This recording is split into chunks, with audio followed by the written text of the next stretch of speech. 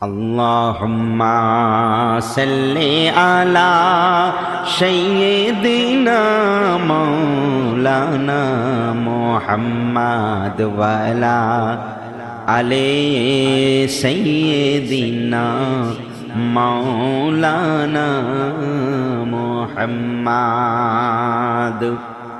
এই জন্য পবিত্র কোরআনে ইরশাদ হচ্ছে, আশ-শাইতানু ইয়াইদুকুমুল ফাকরা ওয়া ইয়ামুরুকুম বিল ফাহশাই আল্লাহু ইয়াইদুকুম মাগফিরাতাম মিনহু ওয়া ফাযলা আল্লাহু ওয়াসিউন আলিম।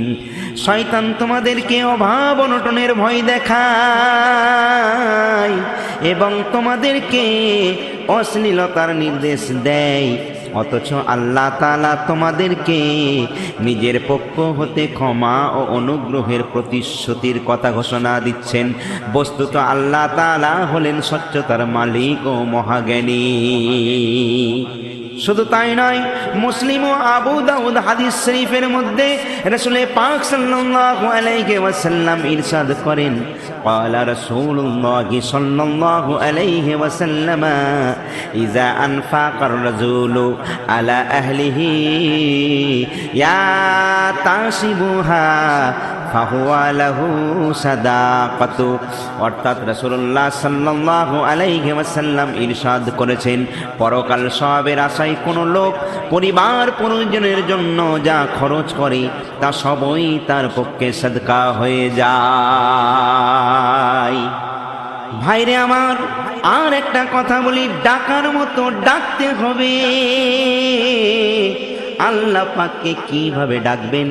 এই জন্য পবিত্র কোরআনে ইরশাদ হয়, উদউ রাব্বাকুম তাদাররুআন ওয়া খুফিয়াতান ইন্নাহু লা ইউহিব্বুল মুহতাদিন ওয়া লা তুফসিদু ফিল আরদি বা'দা ইসলাহিহা ওয়াদউহু খাউফান ওয়া তামাআন ইন্না রাহমাতাল্লাহি করিবুম মিনাল মুহসিনিন।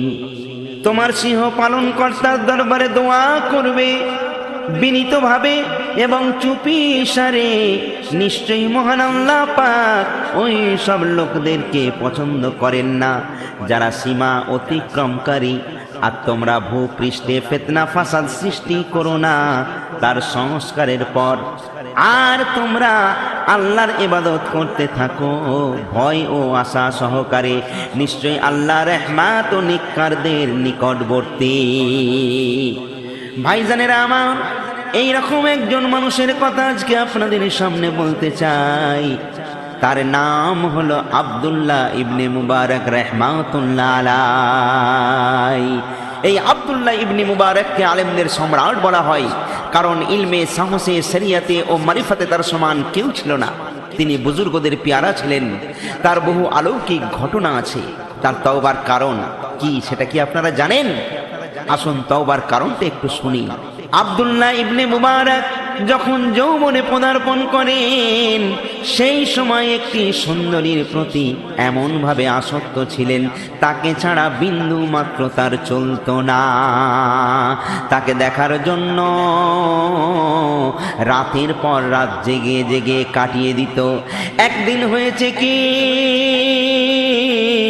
কনকনে ঠান্ডার শীতের রাত, চারিদিকে যেন বরফ পড়েছে মনে হয়।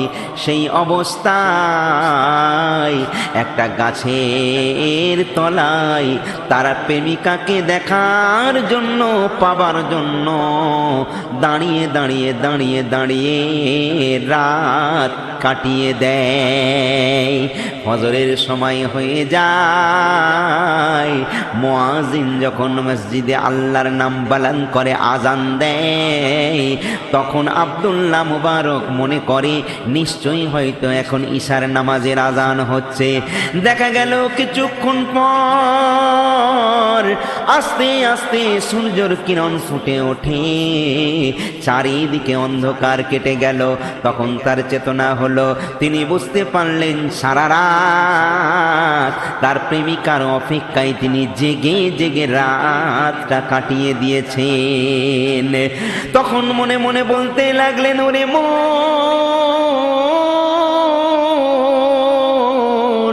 তোর কি লজ্জা হয় না যে পবিত্র রাত্রি আপন নফসের খুশির জন্য এইভাবে কাটিয়ে দিলি? অথচ যদি নামাজে ইমাম লম্বা সূরা পড়তো তাহলে তোর অস্থিরতার সীমা থাকতো না। এরপর তার অন্তরে নিজের গুনাহের জন্য দারুণ ব্যথা হয়। সেই দিন থেকেই মনে মনে তওবা করে নেয় যে আর কোনো দিন এইভাবে আমি রাত কাটাবো না। এই রাতটা যদি আমার দয়াল মাবুদ আল্লাহর জন্য আমি কাটাতাম তাহলে কতই না আমি ভাগ্যবান হতাম। তাই তিনি তওবা করে নেই। কি তওবা? এমন তওবা একেকিনের সঙ্গে তওবা করে নিয়ে আল্লাহ তাআলার সেই দিন থেকে ইবাদতে মশগুল হয়ে যান। ক্রমে ক্রমে ইবাদতে তিনি এতই উন্নতি সাধন করেন যে একবার তার বাবা বাগানে গিয়ে দেখেন যে আব্দুল্লাহ একটা গোলাপ গাছের নিচে শুয়ে এবং একটি সাপ নারকেল ফুলের গাছের একটি ডাল মুখে নিয়ে তার শরীর হতে মশা মাছি তাড়াচ্ছে। এর পরিচয়টা একটু আপনাদের দিলে আপনারা বুঝতে পারবেন যে ইনি কোন দেশের মানুষ এবং তার জন্ম কোথায়। তবে শুনুন, বাগদাদের কাছে মেরু নামক স্থানে তার জন্ম হয়। পরে তিনি মেরু ছেড়ে বাগদাদের আবেদগণের সাথে মিলিত হন। এর কিছুদিন পর তিনি মক্কা শরীফ গমন করে সেখানে কিছুদিন থেকে আবার মেরুতে ফিরে আসেন। মেরুতে সে সময় দুই মাযহাবের আলেম ছিলেন। এক মাযহাব মুহাদ্দিসিনদের মানে হাদিস শাস্ত্রবিদ, দ্বিতীয় মাযহাব ফিকাহ শাস্ত্রবিদের। উভয় মাযহাবের আলেমগণ ও জনসাধারণ তাকে বিশেষ ভক্তি ও শ্রদ্ধা করতেন।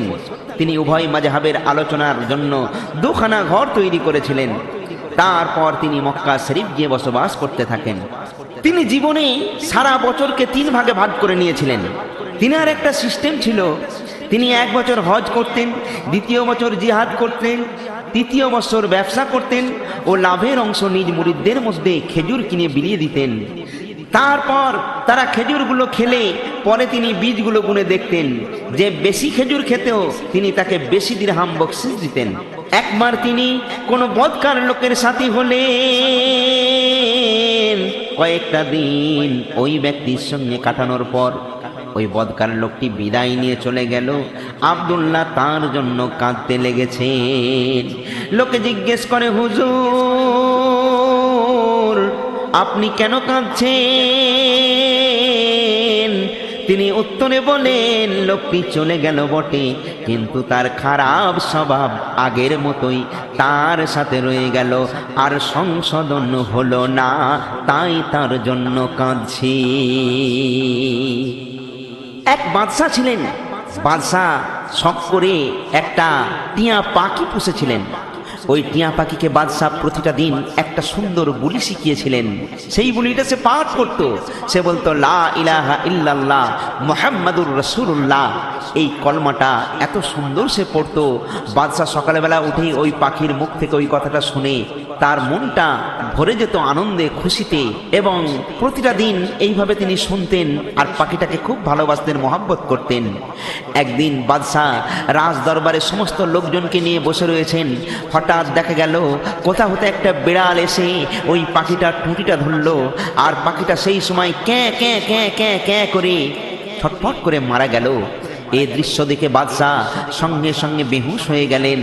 বাদশার লোকজন তাড়াতাড়ি করে ওনার মুখে পানি দিয়ে ওনার চেতনা ফিরিয়ে এনে ওনাকে জিজ্ঞাসা করলেন যে, বাদশা জাহাপানা, কি ব্যাপার, হঠাৎ আপনি এইভাবে বেহুশ হয়ে গেলেন? তখন বাদশা বলছে, ভাই রে, এই যে পাখিটা আজকে মারা গেল, এই পাখিটাকে বড় শখ করে আমি পুষে ওকে সুন্দর একটা বুলি শিখিয়েছিলাম, লা ইলাহা ইল্লাল্লাহ মুহাম্মাদুর রাসূলুল্লাহ। কিন্তু আমি আশ্চর্য হয়ে গেলাম যে এতদিন ধরে এই আমল করে এলো, কিন্তু ওর মরণের সময় ও ওই কলমাটা পাঠ করে যেতে পারলো না, বরং ওর মাতৃভাষা ক্যাঁ ক্যাঁ করেই ও মৃত্যুবরণ করলো। আমি চিন্তা করলাম, আজকে দুনিয়ার জমিনে আমরা এত ইবাদত করছি, এত আমল করছি, কিন্তু দেখা যাবে আমাদের মৌতের সময়, অন্তিম সময়ে আমাদের যদি কলমা নসিব না হয়ে মৌত হয়, তাহলে ওই পাখির মতো অবস্থায় আমার হবে। এই কথা চিন্তা করে আমি বেহুশ হয়ে গেলাম। চিন্তা করুন ইনারা কেমন মানুষ ছিলেন। তো যে আব্দুল্লাহ মুবারকের কথা আমি বলছি শুনুন, তিনি বড়ই মুত্তাকি ছিলেন। একবার তিনি ঘোড়ায় চড়ে এক স্থানে উপস্থিত হয়ে নামাজে মশগুল হন। এই অবসরে ঘোড়াটি এক কৃষকের ক্ষেতে ঢুকে শস্য নষ্ট করে দেয়। নামাজ শেষ করে তিনি তা দেখলেন এবং ঘোড়াটিকে সেখানে ছেড়ে পায়ে হেঁটে রওনা হলেন। একবার জিলহজ মাসে তার হজে যাওয়ার ইচ্ছা মনে জাগে। পথ চলতে চলতে এক জায়গায় বসে পড়ে আর মনে মনে চিন্তা করেন, এই বৎসরে আমার বড় ইচ্ছা ছিল হজে যাওয়ার, কিন্তু এই বৎসর হয়তো আর আমার যাওয়া হলো না। কিন্তু পবিত্র কোরআন পাকের মধ্যে আল্লাহ পাক ইরশাদ করে বলেন, লাআল্লাকা বাকিউম নাফসাকা আল্লা ইয়াকুনু মুমিনিন। আল্লাহর দিকে আহ্বানকারীদের হতাশ হতে নেই। হঠাৎ দেখা গেল সেইখানে একজন বৃদ্ধা মহিলা সেখানে এসে হাজির হয়ে গেল। সেই মহিলার পিঠটা বাঁকা হয়ে গিয়েছিল, তাই হাতে তার একটি লাঠি ছিল। সে এসে বলল, আব্দুল্লাহ, হয়তো তোমার এবারে হজে যাওয়ার ইচ্ছা ছিল কি? তিনি বলেন, হ্যাঁ হ্যাঁ। কেমন করে তুমি জানলে মা? ওই বৃদ্ধা বলে, আব্দুল্লাহ, তুমি হজে যাবে বলে তোমার জন্য আমাকে এখানে পাঠানো হয়েছে, তুমি আমার সাথে চলো, আমি তোমাকে আরাফাতে পৌঁছে দেব। আব্দুল্লাহ বলেন, মা, হজের মাত্র 3 দিন বাকি, তুমি কিভাবে আমাকে এই অল্প সময়ের মধ্যে সেখানে পৌঁছাবে মা? বৃদ্ধা বললেন, আমার আল্লাহ চাইলে কোনো অসুবিধা নাই, আল্লাহর উপরে কিন রাখো। তুমি হয়তো জানো না একটা কথা, যে ব্যক্তি ফজরের নামাজের সুন্নাত ও ফরজ পড়ে জীবন নদীর তীরে এবং সূর্য ওঠার পর, সে নিশ্চয়ই মেরুতে পৌঁছাতে পারে। এ কথা তোমার যদি বিশ্বাস হয়, তাহলে কিন্তু তুমি আমার সাথে আসতে পারো। আব্দুল্লাহ বলে, মা, নিশ্চয় এর মধ্যে কোনো রাজ আছে। আব্দুল্লাহ তখনই বিসমিল্লাহ পড়ে সে বৃদ্ধার সাথে রওনা হয়ে গেলেন। জীবন নদী এমন এক গভীর নদী, যাতে জাহাজ চলাচল অত্যন্ত কষ্টকর। সেই নদী পার করে যাওয়া কেমন করে সম্ভব হয়? আব্দুল্লাহ এইসব ভাবছে, তখন বৃদ্ধা বলছেন, চক্ষু বন্ধ করো। আব্দুল্লাহ বলেন, তখনই আমি চক্ষু বন্ধ করে নিলাম। তারপর ওই বুড়িমা আমার হাতটা ধরে নিল। কিছুক্ষণ পর আমাকে বলে, এবার আব্দুল্লাহ চোখটা খুলো। আমি চোখ খুলে দেখি আমি আরাফাতে পৌঁছে গেছি। আমি এমন ভাবে পৌঁছে গেলাম আমি তা বর্ণনা করতে পারবো না। যাই হোক, আমিও বৃদ্ধা ঠিক সময়ে আরাফাতে পৌঁছে রীতিমতো হজ করে তাওয়াফ সাই বিদায় তাওয়াফ সম্পূর্ণ করলাম। এরপর বৃদ্ধা বলল, বাবা আব্দুল্লাহ তুমি আমার সাথে এসো। আমি ওই বৃদ্ধা মহিলার সঙ্গে হাঁটতে হাঁটতে বেশ কিছু দূর যাবার পর দেখতে পেলাম কাছেই এক গুহা। ওই গুহার দিকে আমায় নিয়ে বুড়িমা আগিয়ে চললেন। বুড়িমা যেতে যেতে বলছে, বাবা আব্দুল্লাহ এই গুহার ভিতরে আমার এক পুত্র আল্লাহর ইবাদতে মশগুল আছে। আজ আমি যাচ্ছি এই গুহার মধ্যে তার সাথে দেখা করব বলে। তার সাথে সেখানে পৌঁছে আমরা এক দুর্বল ফ্যাকাশে অথচ নুরানি চেহারার এক সুন্দর যুবককে দেখতে পেলাম। ওই যুবক মাকে দেখে তার পায়ে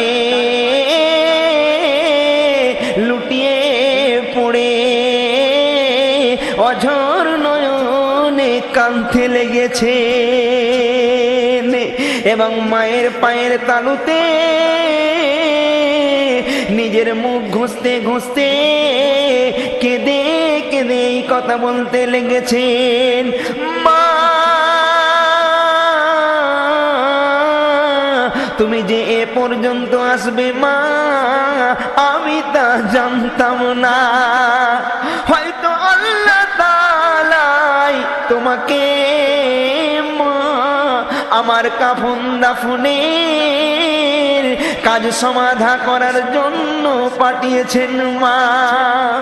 যেহেতু আমার ইন্তেকালের সময় ওটি নিকটে।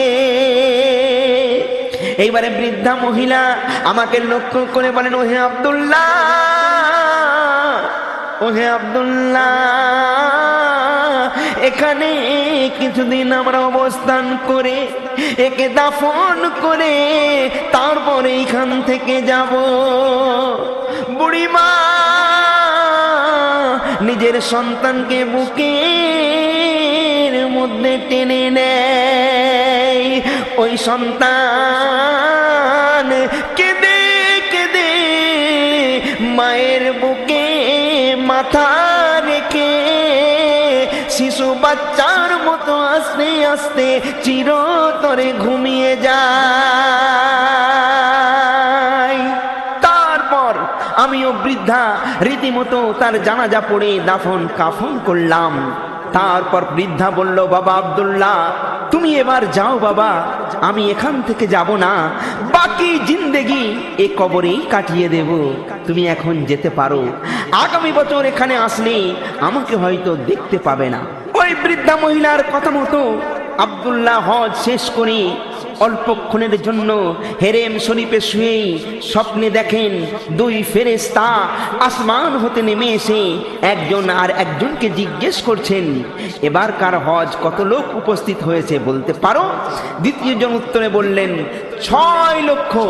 আবার প্রথম ফেরেশতা জিজ্ঞেস করেন, আচ্ছা কত লোকের হজ কবুল হয়েছে? উত্তর হলো কারও কবুল হয়নি।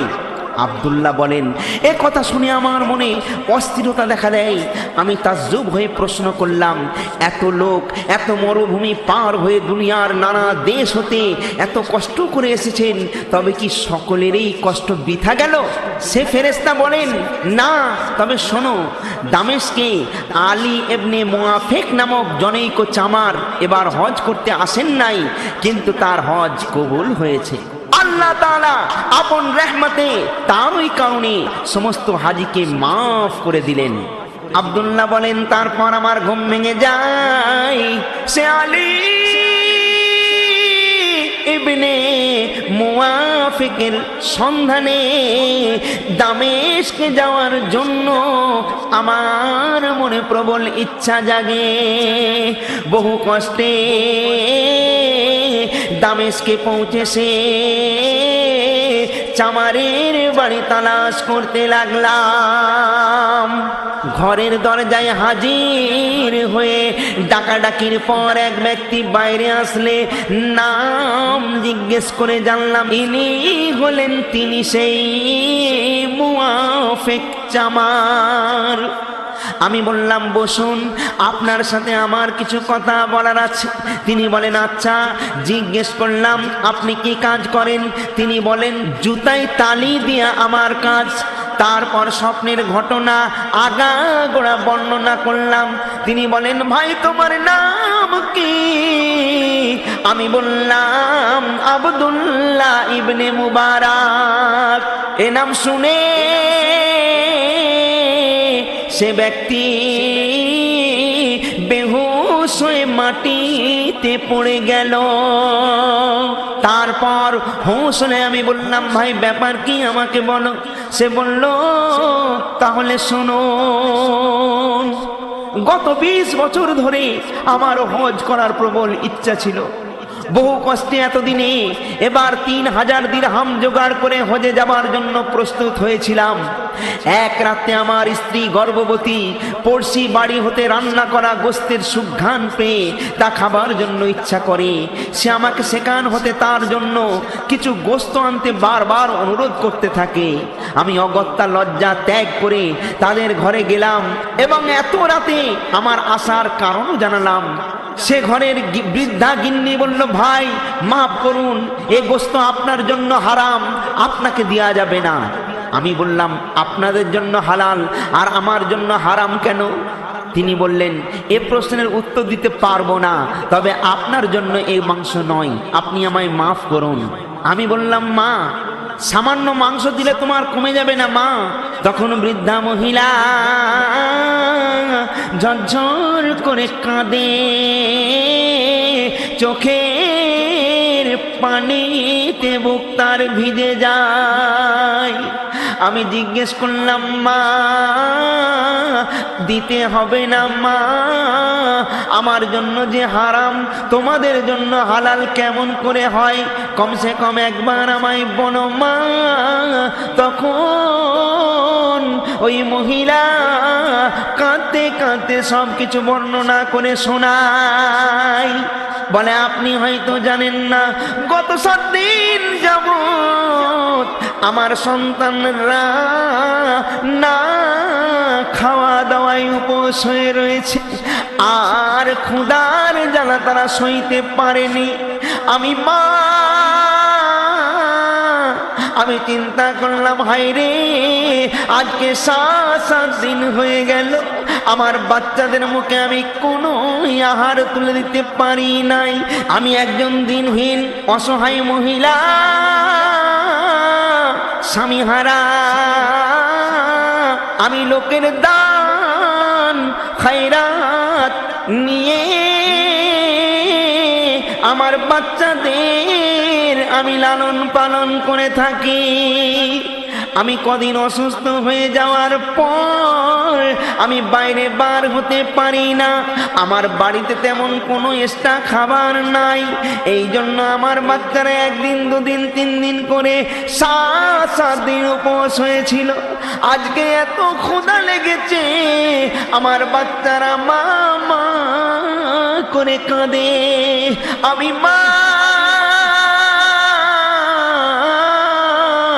বাচ্চাদের কান্নায় আমার কলিজাটা ফেটে যায়। আমি চিন্তা করলাম হায় রে, আমি এখন কোথায় যাব? আমি দেখলাম আমার বাড়ির পাশে একটা ভাগাড়, সেইখানে একজন একটা মরা গরু ফেলে গিয়েছে। আমি রাতের অন্ধকারে আমি সেই মরা গরুর মাংস কেটে এনেছি, আমি রান্না করছি আমার ওই বাচ্চাদেরকে খাওয়ানোর জন্য। এবার আমি জেনে শুনে এই মরা মাংস কেমন করে আপনাকে দেব বলুন, কারণ এটা আপনার পক্ষে হারাম। আলী মুআফিক এ কথা শুনে বলেন, আমার মনে দারুণ ব্যথার আগুন জ্বলে ওঠে। আমি পরক্ষণে নিজ ঘরে ফিরে এসে সেই 3000 দিরহাম নিয়ে গিয়ে বৃদ্ধাকে দিয়ে বললাম, মা এটা দিয়ে তোমার এতিম সন্তানদের লালন পালনের ব্যবস্থা করো। আজ এটাই হলো আমার হক। এই ঘটনা শুনে আব্দুল্লাহ ইবনে মুবারক বলেন, এবার বুঝলাম ফেরেশতা স্বপ্নে সত্যই কথা আমায় বলেছে। কিতাবের মধ্যে পাওয়া যায় আব্দুল্লাহর এক কৃতদাস ছিল। একদিন আব্দুল্লাহকে এক ব্যক্তি জানালো, হুজুর আপনার গোলাম কাফন চুরি করে বিক্রি করে সে টাকা আপনাকে দেয়। আব্দুল্লাহ মুবারক এ কথা শুনে অত্যন্ত দুঃখ পেলেন।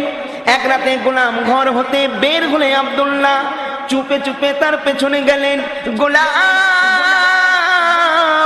গোরস্থানে পৌঁছে একটি কবর খুঁড়ে সেখানে নামাজ মশগুল হয়ে যায়।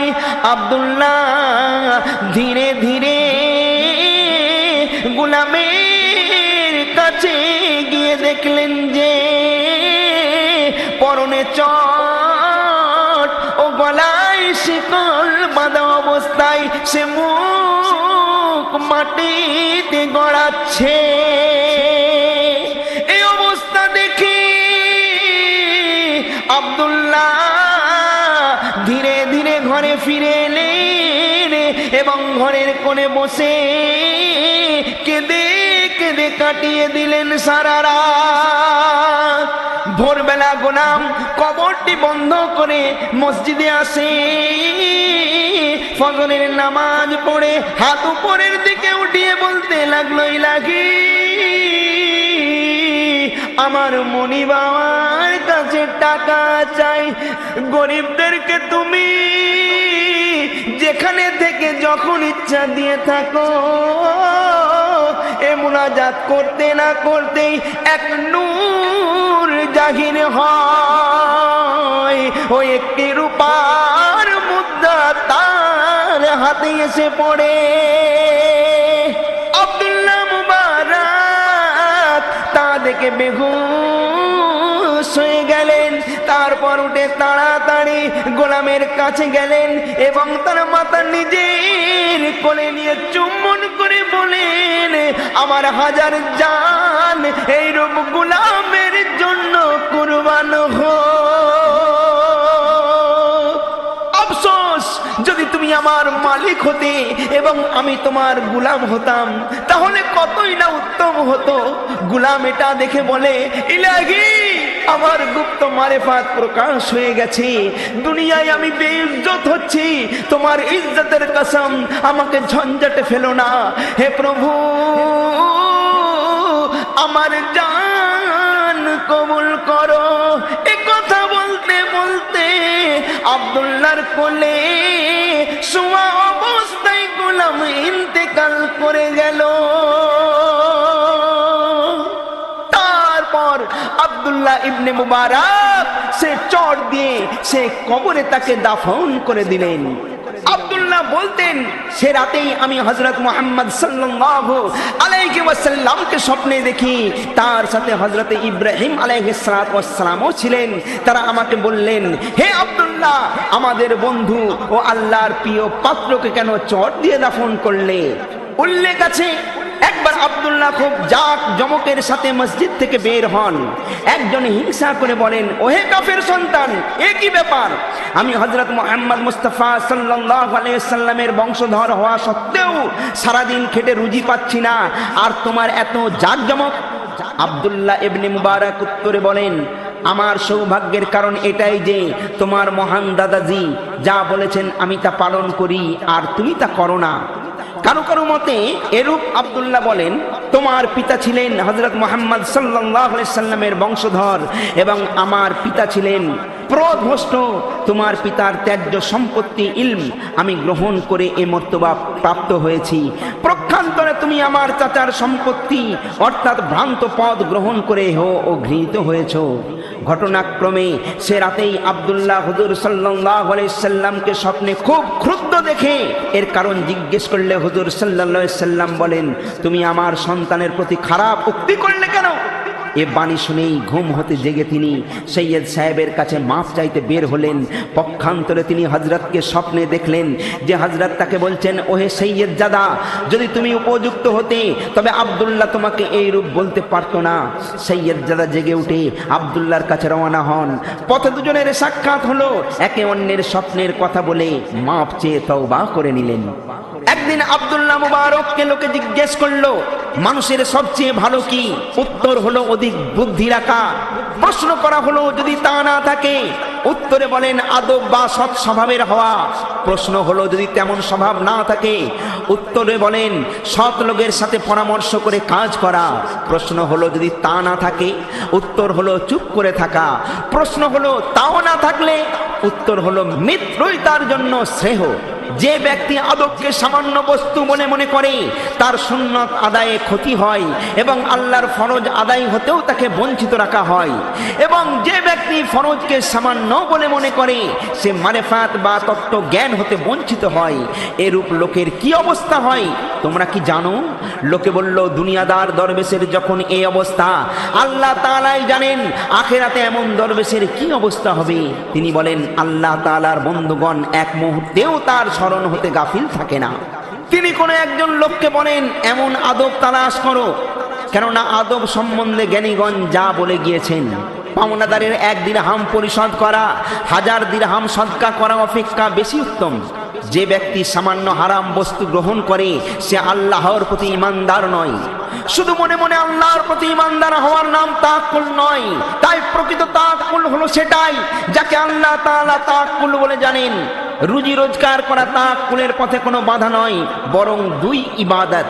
আল্লাহ তাআলার আশ্রয়ে আসা এবং দরবেশের সাথে বন্ধুত্ব রাখাকে জোহদ ও দুনিয়ার লোভ মোহাব্বত ত্যাগ করা বলে।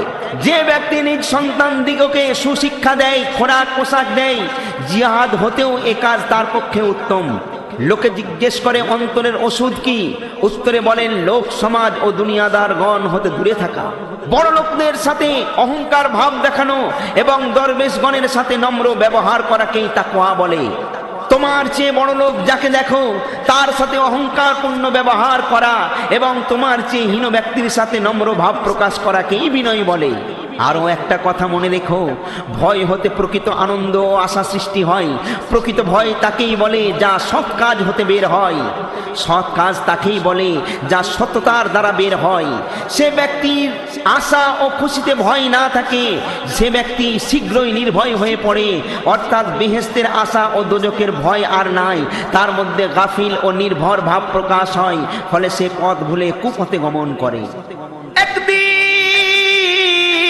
এক যুবক হযরতে আব্দুল্লাহর পায়ে পড়ে কাঁদতে কাঁদতে এই আরজ করতে লেগেছে, হুজুর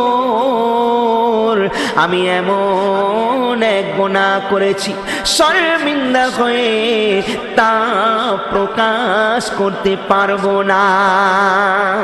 তিনি বলেন, আগে বলো তো কি কাজ করেছো? সে বলল, হুজুর কেমন করে বলি? হযরতে আব্দুল্লাহ বলেন, নির্ভয়ে বলো। তখন ওই যুবকটি বলছে, হুজুর আমি জিনা করেছি। আব্দুল্লাহ বলেন, তোমার অবস্থা দেখে ভয় পেয়ে আমি ভাবছিলাম হয়তো তুমি কারো গীবত অসাক্ষাতে কুৎসা করেছো, কেননা গীবত মানুষের হক অথচ জিনা আল্লাহর হক। সুতরাং যার গীবত করা হয় সে ব্যক্তি মাফ না করলে সে গুনাহ কোনোদিন মাফ হবে না। পক্ষান্তরে জিনার গুনার জন্য আল্লাহ তাআলার দরবারে মনে মনে মুখে তওবা করলে আল্লাহ পাক হয়তো মাফ করে দিতে পারেন। এক ব্যক্তি তার দরবারে নসিহত চাইলে তিনি বলেন আল্লাহ তাআলাকে লক্ষ্য করবে। এক ব্যক্তি বলল তার ব্যাখ্যা করুন। তিনি বলেন সর্বদা এভাবে থাকবে যেন আল্লাহ পাককে দেখছো। আব্দুল্লাহ জীবিত থাকাকালে তার সমস্ত সম্পত্তি গরিবদের বিলিয়ে দেন। একদিন তার একজন মেহমান আসে, ঘটনাক্রমে তখন তার কাছে কিছুই ছিল না। তিনি বেগমের কাছে গিয়ে বলেন মেহমান আল্লাহর প্রেরিত, যে রূপেই হোক তার খিদমত করতে হবে। এ কথা শুনে তার বেগম বিরক্ত হয়ে তার সাথে ঝগড়া আরম্ভ করে। অবশেষে তিনি বললেন যে স্ত্রী লোক এরূপ নেক কাজ ঝগড়া করে তাকে ঘরে রাখা উচিত নয়। কিছুদিনের মধ্যেই তার সমস্ত মোহরানা আদায় করে তাকে তালাক দিয়ে দেন। তার কিছুদিন পর এক ওয়াজের মজলিসে এক সর্দারের মেয়ে তার ওয়াজ শুনে এতই খুশি হলেন যে বাড়ি গিয়ে পিতাকে জানান যে আব্দুল্লাহ ইবনে মুবারককে তিনি বিবাহ করবেন। মেয়ের ইচ্ছা অনুসারে সর্দার 50,000 দিনার সাথে দিয়ে তাকে আব্দুল্লাহর সাথে বিবাহ দেন। সে রাতে স্বপ্নে দেখতে পান আল্লাহ পাক তাকে বলেন হে আব্দুল্লাহ, আমার খুশির জন্য তুমি এক স্ত্রীকে তালাক দেওয়ার বদলে এই স্ত্রী তোমাকে দেয়া হলো। মনে রেখো আমার সাথে সম্পর্ক রাখলে ক্ষতি হবে না। উল্লেখ আছে যে ওফাতের সময় নিকটবর্তী হলে তিনি তার সমস্ত সম্পত্তি গরিবদিগকে বিলিয়ে দেন। শিওরে বসে এক ব্যক্তি বলেন হুজুর, আপনি 3টে মেয়ে রেখে চলে যাচ্ছেন, তাদের জন্য কি কিছু রেখে যাওয়া আপনার কর্তব্য নয়? তিনি উত্তরে বলেন আমি তাদেরকে বলে দিয়েছি তিনি আল্লাহ ও নেককার গণেদের কার্যনির্বাহ করেন, সুতরাং যে কাজ স্বয়ং আল্লাহ তাআলা সম্পন্ন করেন আব্দুল্লাহর সেখানে কি প্রয়োজন? ওফাতের সময় উপস্থিত হলে তিনি হেসে চক্ষু মেলে বলতে লাগলেন লিমিসিলা হাযা ফালইয়ামাল। অর্থাৎ নেককার গণের এরূপ কাজ করা কর্তব্য। এক ব্যক্তি সুফিয়ান সাউরীকে স্বপ্নে দেখে জিজ্ঞেস করেন আল্লাহ তাআলা আপনার সাথে কিরূপ ব্যবহার করেন? উত্তর হলো মাফ করে দিয়েছেন। তৎপর সেই ব্যক্তি জিজ্ঞেস করেন আব্দুল্লাহ ইবনে মুবারকের অবস্থা কি? উত্তর হলো মোটামুটি বলতে গেলে তিনি এসব লোকেরই একজন যারা আল্লাহ তাআলার দরবারে রোজই উপস্থিত থাকে। আল্লাহর ওলি হওয়া চারটিখানি কথা নয়। আজকাল না জেনে ওলিদের নামে আমরা কত কি উল্টো পাল্টা বলে থাকি। খবরদার তওবা করুন। তাহলে বুঝতে পারলেন যে আল্লাহর ওলি কারা হয়? ইনারাই হলেন আল্লাহর ওলি। এই ওলিদের নামে আমরা অনেক কিছু মন্তব্য করি, গীবত করি, খবরদার এগুলো করবেন না। আল্লাহ পাক যেন ওলিদের ছত্র ছায়ায় আমাদের থাকার তৌফিক দান করেন। আমিন। ওয়া আখিরু দাওয়াহুম আলহামদুলিল্লাহি রাব্বিল আলামিন। আসসালামু আলাইকুম।